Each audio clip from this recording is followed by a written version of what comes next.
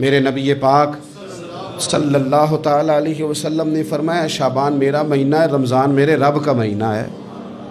اتنی برکتوں والا مہینہ، اتنی شانوں والا مہینہ ماہ رمضان، آپ نے کچھ باتوں کا بڑا ہی خیال رکھنا ہے۔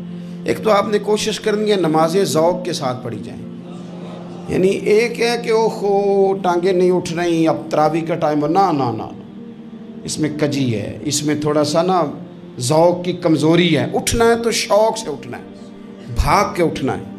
آپ نے مسجد کے ساتھ دلچسپی پیدا کرنی ہے، کوشش کرنی ہے مسجد کی صفائی بھی رمضان میں ہمارے ہی سے ہی آئے۔ اپنے علاقوں کی مساجد کی صفائی، نماز شوق سے پڑھنی ہے، شوق سے۔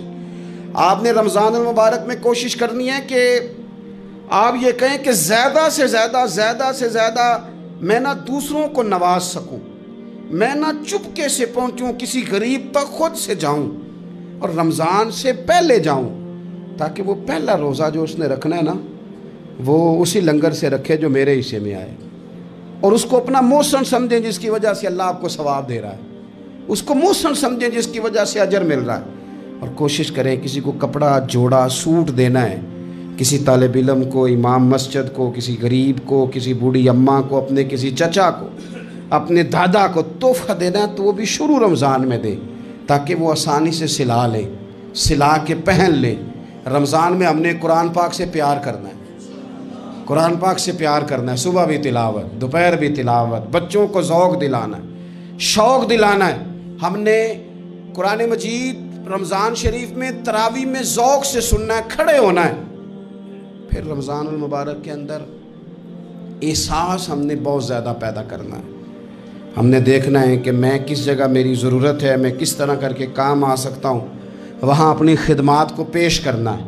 پھر اس سے آگے آپ بڑھیں گے۔ رمضان شریف کے اندر سحری میں اٹھنا تو ہے نا جی، دہی لینے بھی جانا پڑتا ہے، دودھ لینے بھی کئی دفعہ جانا پڑتا ہے، تو اٹھنا تو ہے۔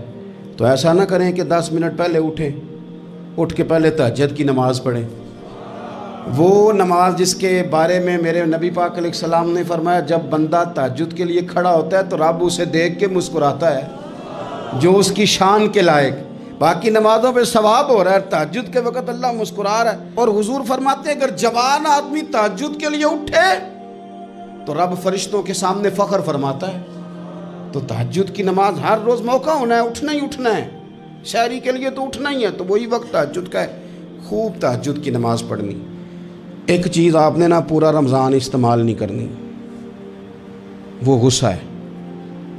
سارے روزے نا، یعنی بالکل عین افطاری کے وقت بھی کوئی بندہ غلط بات، برداشت کون سی بات کرنی ہوتی ہے، صحیح کہ غلط؟ صحیح کو تو برداشت کرنے کی ضرورت ہی نہیں ہوتی، برداشت کرنی غلط بات ہوتی ہے، اس کو سہنا ہے، اسے کہنا یار روزے ہیں، رب کی رحمت برس رہی ہے، جا میں نے تجھے اللہ کی رضا کے لیے معاف کیا۔ اور ذہن میں حدیث رکھنی ہے کہ حضور نے فرمایا تو رب کے بندوں کو معاف کر، اللہ تجھے معاف فرمائے گا۔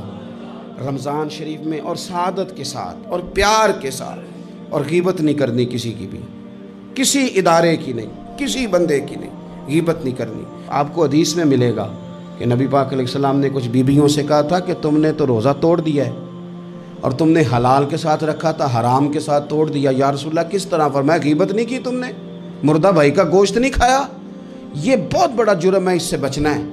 موبائل کم استعمال کرنا ہے، اور مہربانی کریں کم خبریں دیکھیں، جو خبریں عورتیں پڑھتی ہیں ان خبروں سے بھی پرہیز کریں۔ کوئی ہم نے بڑا سال 11 مہینے سیاسی تبصرے کر لیے، کیا انقلاب آیا پھر ملک میں؟ تو رمضان کا مہینہ سیاسی تبصرے رہنے دیں، زیادہ وقت مسجد میں گزاریں، زیادہ وقت اللہ کے گھر میں گزاریں، زیادہ ٹائم آپ تلاوت قرآن پاک میں، استغفار میں، درود شریف میں گزاریں، ایک دوسرے کے ساتھ پیار کریں، ایک دوسرے کے کام آئیں۔ اے خالق کائنات، آئندہ جمعہ رمضان میں آنے والا ہے، اللہ امت کی خیر فرمانا، کشمیر کے مظلوموں کی خیر کرنا، برما کے مجبوروں کی خیر کرنا۔ پاکستان تیرے نبی پاک علیہ السلام کے نام پر، کلمے کے نام پر بنایا گیا وطن ہے، اللہ اس میں دین کا جھنڈا نافذ فرما دے، اس وطن عزیز کو قیامت کی صبح تک قائم فرمانا، اور اللہ ہم سب کو بھائی چارے سے، پیار سے، محبت سے، ایک دوسرے کے احساس میں زندہ رکھنا۔ اس ماہ مقدس میں تو جن لوگوں کو معاف کرے گا ہم سب کے نام بھی اس میں شامل